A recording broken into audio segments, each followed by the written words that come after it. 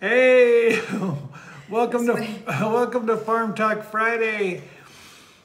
It is Friday, December 2nd, 2022. We're a little late. It's dark outside. I'm Ken Jordan. This is my beautiful wife, Giovanna. Hi, honey. Hey, baby. We made it. We're in Manuel Antonio, which is still in Costa Rica, on the Pacific Ocean side, but on the mainland. Ken has another triathlon this Sunday.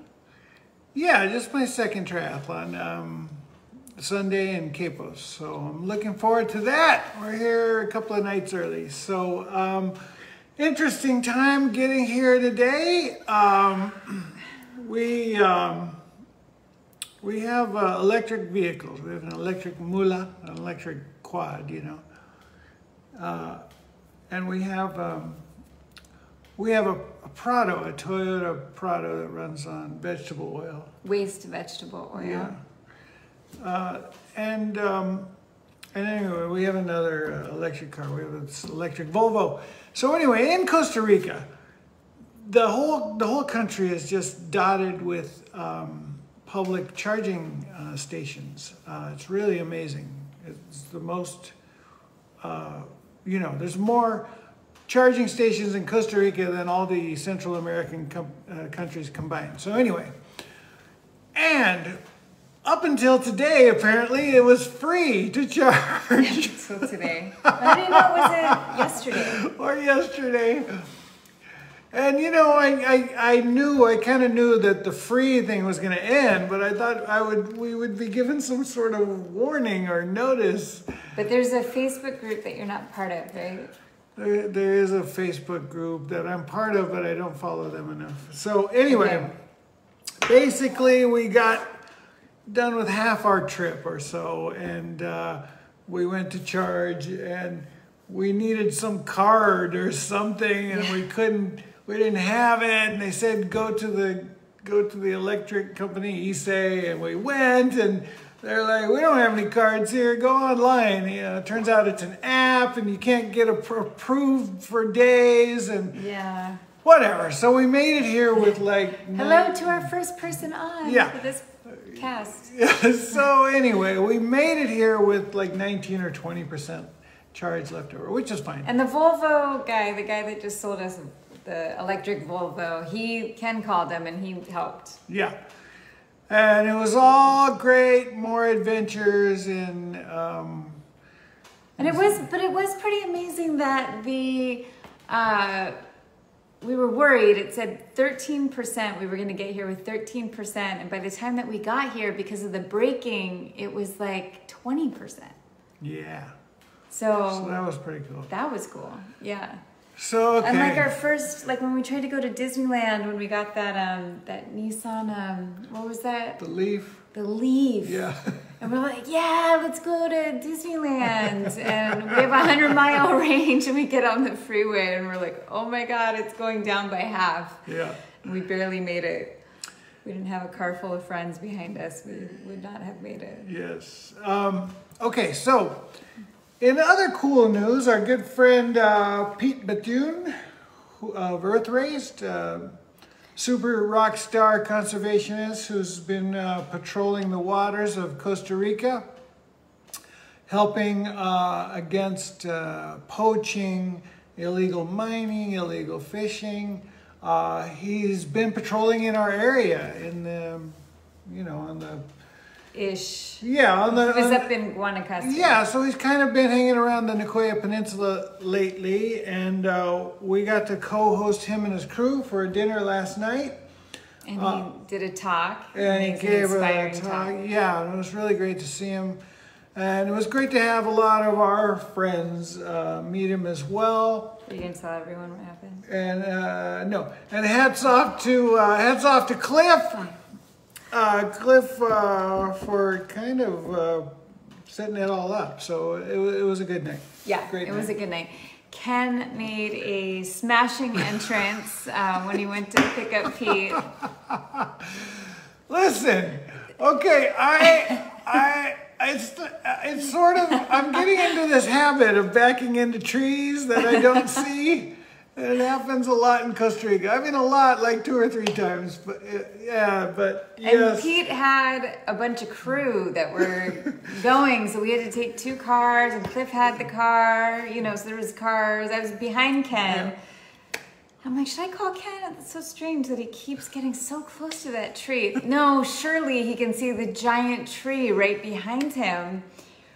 Boom! And then the glass shattered. And yeah, it was super exciting and embarrassing. And I mean, it was in my blind spot right back there. And you know, where you think are safe places to back up in Costa Rica, generally, you've got to really check them out thoroughly. Anyway. Yeah. All right, let's move on.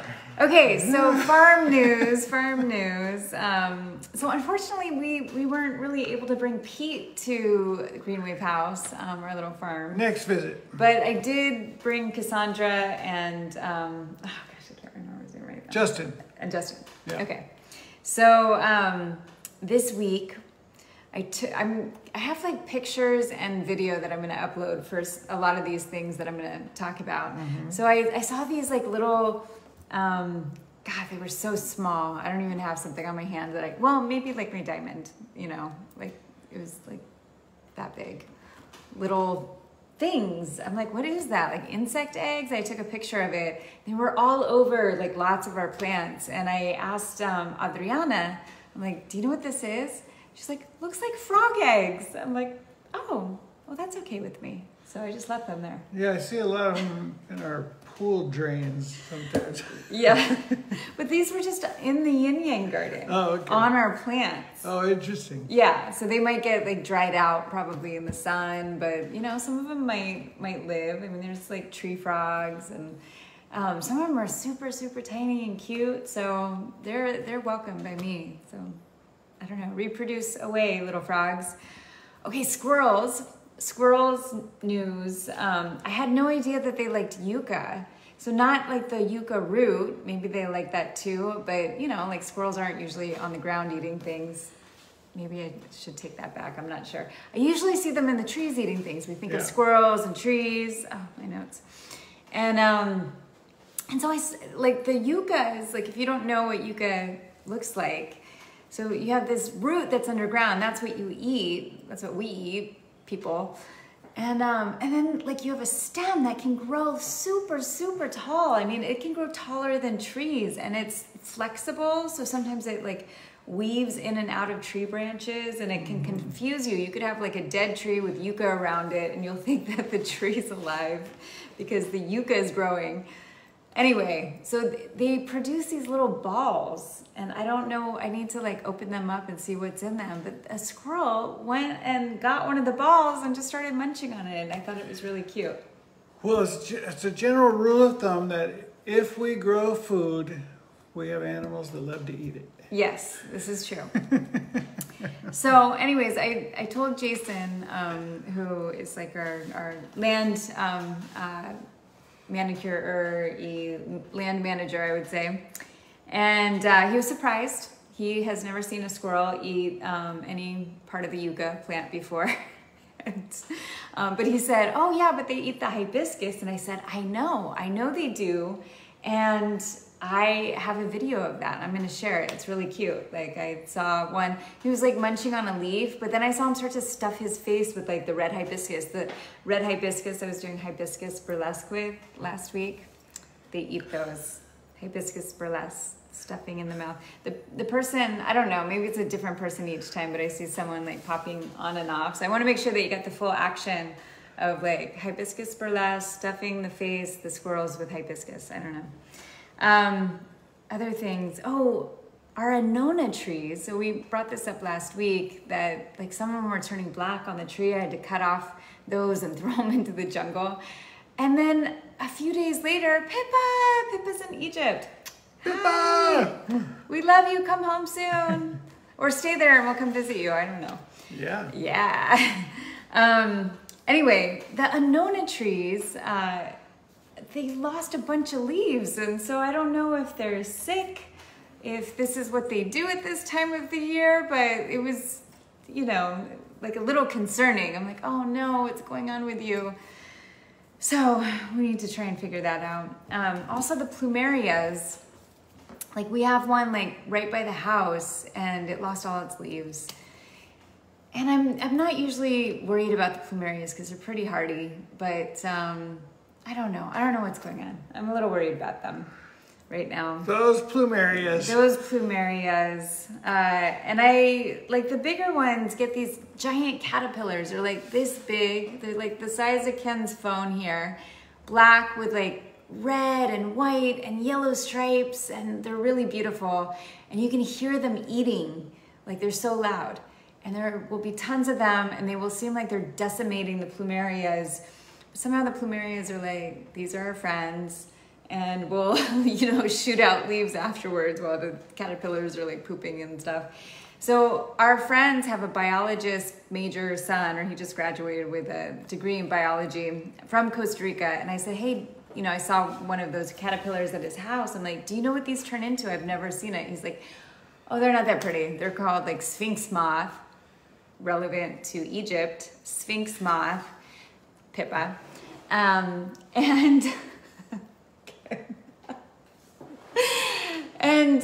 he's like, they're not very pretty. He's like, and they like live like a day. Like they spend most of their life. This is like not all caterpillars, but this particular species spends most of their life as a caterpillar.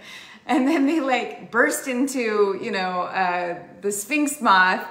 And then they basically die because as a caterpillar, they forgot to give themselves a mouth. So their caterpillar dream was to turn into a butterfly that wouldn't eat because it was always eating in its previous life. I'm not sure how that works exactly. So this species is not fully developed on the, you know, on the line of evolution yet. It's like but maybe that's what it wanted to do. Like maybe it was tired of eating because it just ate so much before that it's like, you know what I want to not do next time? Eat. I just want to fly. I just want to be as light as I possibly can be, which would require that I don't have a mouth to put things into my body. I don't know. Anyway, aside from that, I think there's a lot of beautiful things happening right now. We got the sun back and we're going into the holiday season, whether you celebrate or you don't, like, you know, it's pretty and we don't get snow in Costa Rica, but I woke up this morning and went for a little stroll and we had this like snowy dew on all the plants. And I was like, well, that's spirited, you know, it made me feel good. And the Rosa de Jamaica flowers are blooming and they're like white flowers with like a red center. And so that's kind of Yuletide and, or Santa or whatever we want to call it. And then we have all these little feather poofs that have like sprung up everywhere. So it's like very fairy snowflakey. So that's what's happening at Green Wave House and in our little community lately. Our last market went really well. I'm not going to be around for the next market, but if you're in the area, we are gonna do another one on December 18th at Wonderland. Jasmine and Arena have decided they wanna do a holiday market. So go girls, I'll make your artwork soon. That's it. Okay, great. We love you all. Have a wonderful weekend. We will be back, well, we will be doing next week's Farm Talk. We'll be doing next week's Farm Talk Friday at another exotic location. So, yes, you should look forward to that. This is true. All right, for my beautiful wife, Giovanna, I'm Ken. See you next week on Farm Talk Friday.